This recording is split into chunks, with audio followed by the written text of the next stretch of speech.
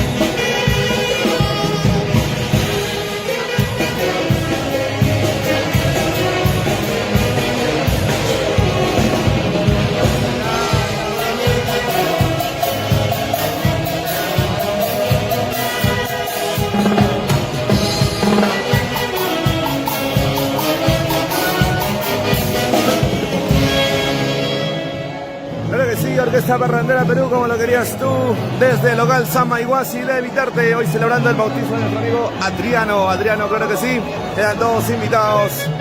Los que quieren bailar con la Orquesta Parrandera, vénganse al local Samaiguasi de Villarte. Nos quedamos hasta las 12 de la noche, ¿eh? Saludito para todos los seguidores, para los padrinos. Saludito para la madrina Natalie Guaranga, que está de cumpleaños también el día de hoy. Marina Natalie Guaranga, saludos Marina. Feliz cumpleaños Marina. Feliz cumpleaños. Ay. Saludito para la madrina Natalie Guaranga.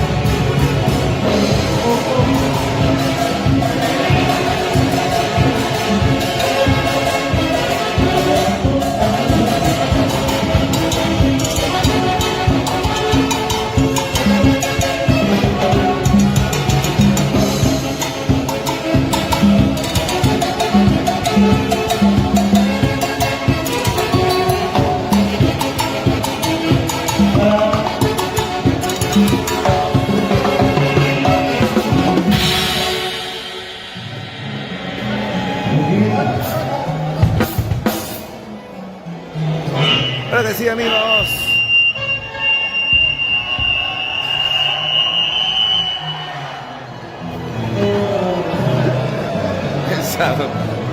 ¿Cómo estamos, amigos?